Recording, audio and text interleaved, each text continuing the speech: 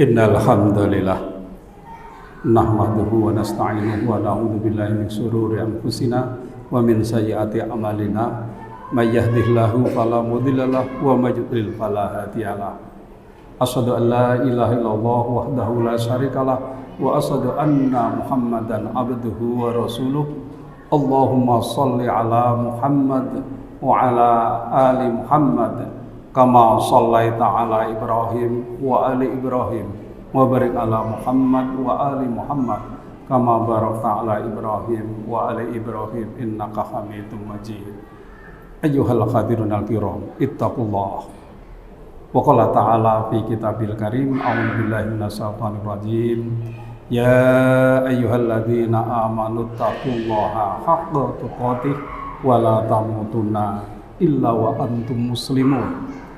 Wa qala Rasulullah sallallahu alaihi wasallam adminu li sitan min anfusikum atman lakumul jannah usduku idza haddastum wa aufu idza wa'atum wa addu idza tumintum wa khfadu furujakum wa qaddu absarakum wa kuffu aydiyakum. Rawahu Ahmad an Ubadah bin Samit. Jemaah Jumat yang saya hormati, marilah yang pertama-tama kita panjatkan rasa syukur kita kepada Allah SWT atas banyak nikmat dan kebaikan yang telah kita terima. Sebagai hamba yang telah diberi nikmat dan kebaikan yang banyak, sepantasnya lah kalau kita berterima kasih di dalam bahasa agama kita, bersyukur dengan cara memperbanyak laku ibadah, baik ibadah mahdhah maupun ibadah muamalah. Dengan ibadah mahdhah kita akan memiliki kesalehan pribadi, dan dengan ibadah muamalah kita akan dikenal orang yang memiliki kesalehan sosial. Dua kesalehan ini sangat dibutuhkan di dalam hidup berbangsa dan bernegara. Juga tidak lupa kita menutup pintu-pintu yang menjadikan kita jatuh pada perilaku khilaf, salah dan dosa. Salawat dan salam kita sampaikan kepada junjungan kita Nabi Muhammad sallallahu alaihi wasallam. Sebagai khatib, saya mewasiatkan kepada diri saya sendiri, luasnya kepada jamaah sekalian, marilah kita tingkatkan iman dan takwa kita kepada Allah SWT dengan sebenar-benarnya takwa. Juga tidak terlambat saya kira kalau khatib mengatakan taqabbalallahu minna wa minkum, taqabbalallahu ya karim.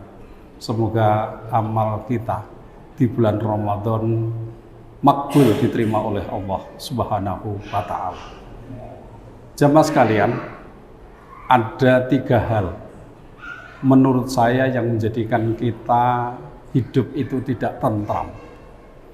Yang pertama adalah kalau kita tidak sehat atau dalam keadaan sakit. Apalagi yang sakit kepala keluarga seperti kita ini.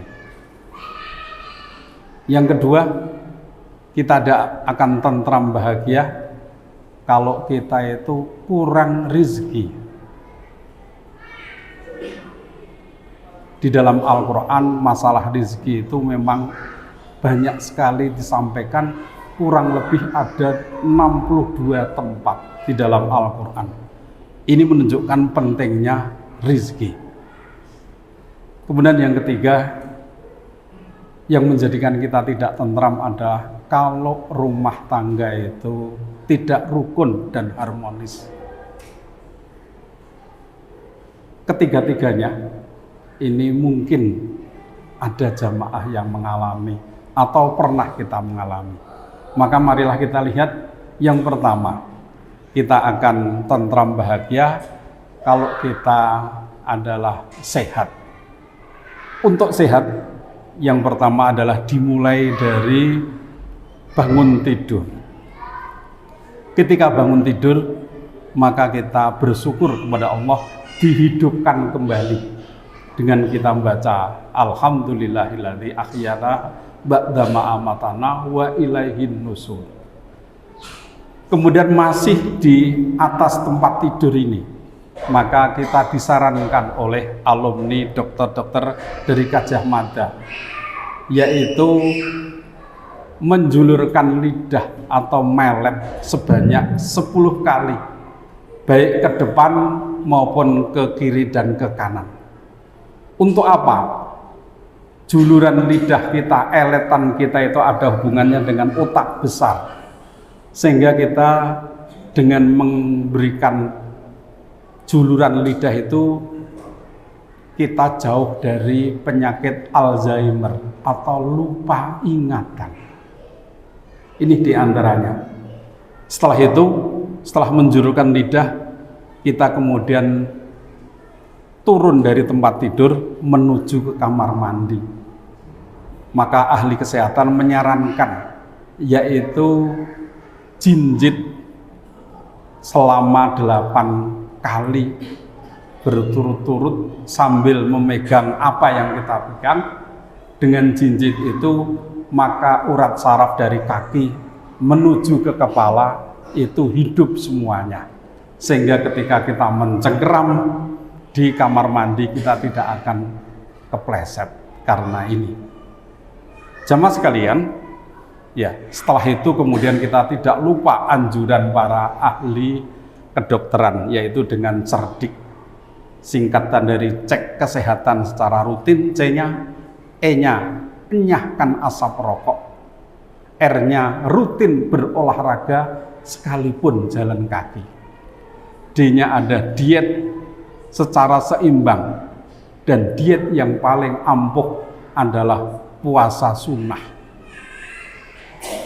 Kemudian I-nya adalah istirahat cukup, dan K-nya kelola stres, kita banyak bersabar kepada Allah. Juga supaya kita tetap sehat, maka kita ingat tahun 2016 ada seorang dokter dari Jepang namanya Yoshinori Ohsumi dengan teorinya autopagi. Auto adalah dirinya sendiri, pagi makan. Jadi orang yang melapar-laparkan diri 12 jam lebih dan kurang dari 16 jam, maka pada jam 1 sampai jam 3 itu akan mengalami beberapa hal seperti berbeda-beda antara kita, yaitu ada melilit, ada perut bunyi, ya, kemudian terasa lapar sekali, kepiur-piur, batuk anget, dan seterusnya. Jadi begitu. Apa itu? Ternyata di dalam tubuh kita itu ada protein yang hidup namanya autopargisol yang mengumpulkan zat-zat yang jelek di dalam tubuh kita. Setelah dikumpulkan kemudian dimakan, sehingga ketika jam 4 ketika kita berpuasa kita mulai tenang. Nah ini, maka kemudian teorinya itu dianjurkan supaya seminggu 2 atau 3 kali diamalkan. Dan seluruh dunia waktu itu setelah mendapatkan artikel ini kemudian mengamalkan, baik beragama Islam maupun tidak. Dan kita orang Islam adalah punya teori puasa atau syariat puasa. Dan maka ini kalau kita mau sehat, puasa ini dilanjutkan dengan puasa sunnah. Di samping doa-doa kita adalah ijabah. Kemudian yang kedua untuk sehat itu adalah sholat malam, yang pernah diteliti oleh seorang guru besar Profesor Dr. Haji Muhammad Soleh di Universitas Islam Negeri Surabaya. Orang yang melakukan sholat malam secara rutin atau sholat tahajud secara rutin, menurut teorinya adalah ada 3 unsur darah yang sehat. Yang pertama adalah tekanan darahnya, sistolik distolik. Kemudian yang kedua adalah hemoglobinnya tercukupi. Kemudian yang ketiga adalah trombositnya terpenuhi. Orang kalau 3 unsur darah itu terpenuhi, tercukupi, pasti sehat. Ini diantaranya. Maka sholat taraweh di bulan Ramadan kita lanjutkan dengan sholat tahajud di malam hari. Dan kalau di bulan puasa ada yang disebut Lailatul Qadar, maka di setiap malam Allah turun ke langit dunia dan membiwarakan kepada kita semuanya, siapa yang berdoa, saya kabulkan doanya. Siapa yang mohon rezeki, saya beri rezeki sekarang juga. Dan siapa yang bisa minta ampun, saya ampuni. Nah ini.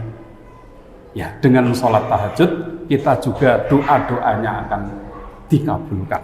Ini yang pertama, kita akan tentram bahagia kalau kita sehat. Yang kedua adalah kalau kita cukup rezeki. Orang Jawa mengatakan keporo turah.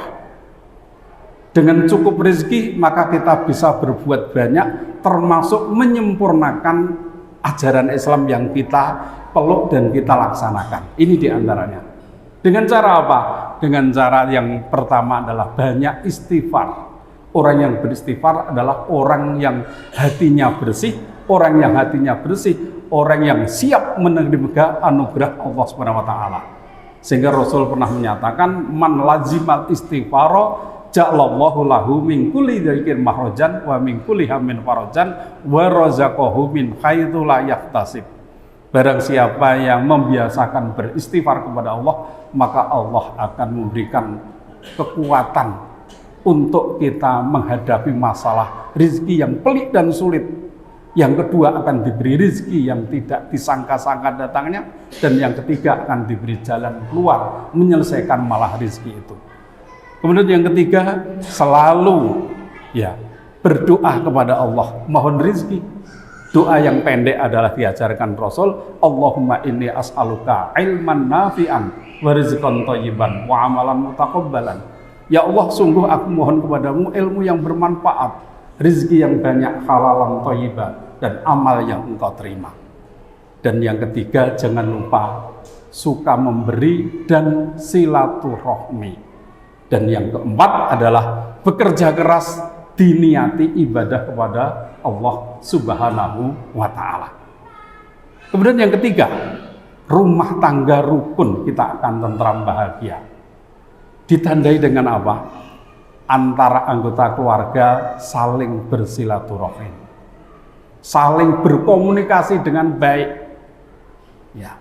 Kemudian yang kedua adalah dengan cara mengikuti Rasulullah SAW tentang akhlak dan budi pekertinya. Dalam hal ini bisa kita contoh, Rasulullah pernah bersabda, adminu li sitan min anfusikum atman lakumul jannah, usduku idha haddastum wa aufu idha wa'antum wa addu idha tumintum waqfadu furujakum wa gaddaw abasarakum wa kufu aidiakum.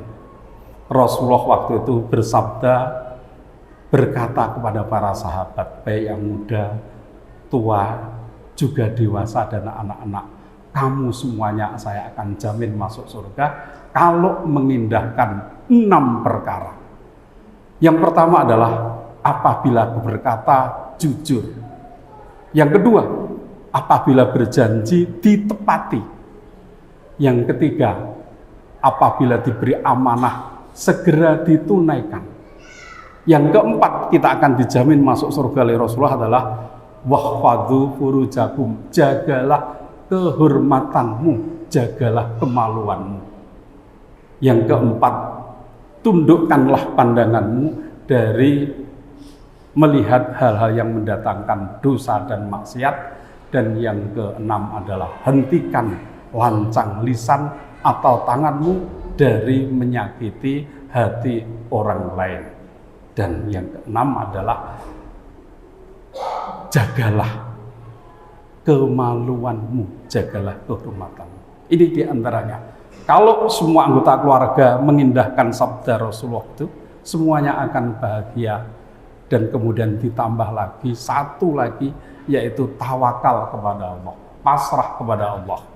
1, 2, 3, sehat, cukup rezeki, dan rumah tangga rukun, ditambah tawakal kepada Allah, insya Allah rumah tangga kita seperti yang diidam-idamkan Rasulullah, baiti jannati, rumah tanggaku adalah surgaku, insya Allah. Barakallahu li wa lakum fil Qur'anil Karim wa nafa'ani wa iyyakum bima fihi wa dhikrin wa taqabbal minni wa minkum tilawatahu innahu huwas samiul alim. Aqulu qouli hadza wa astaghfir innahu huwal ghafurur rahim.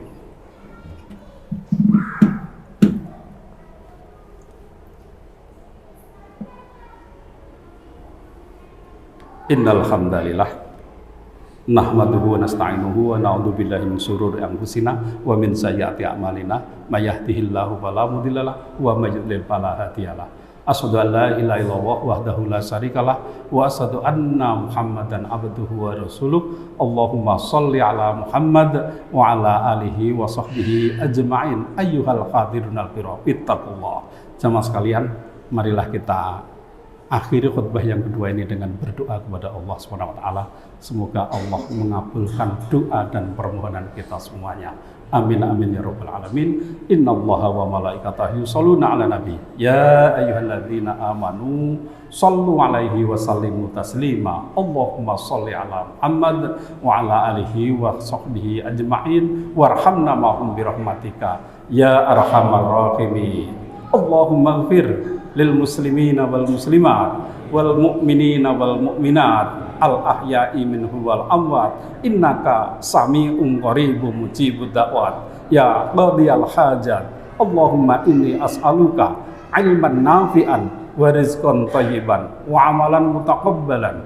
Ya Allah, ya Tuhan kami, sungguh aku mohon kepadamu ilmu yang bermanfaat, rizki yang banyak, halalan thayyibah, dan amal yang engkau tibarat. Allahumma arinal haqqa haqqa warzuqna tiba'ah wa arinal batila batila warzuqna tinabah. Rabbana wa la tuhammilna ma la taqata lana bih wa'fu 'anna waghfir lana warhamna anta maulana fansurna 'alal qaumil kafirin.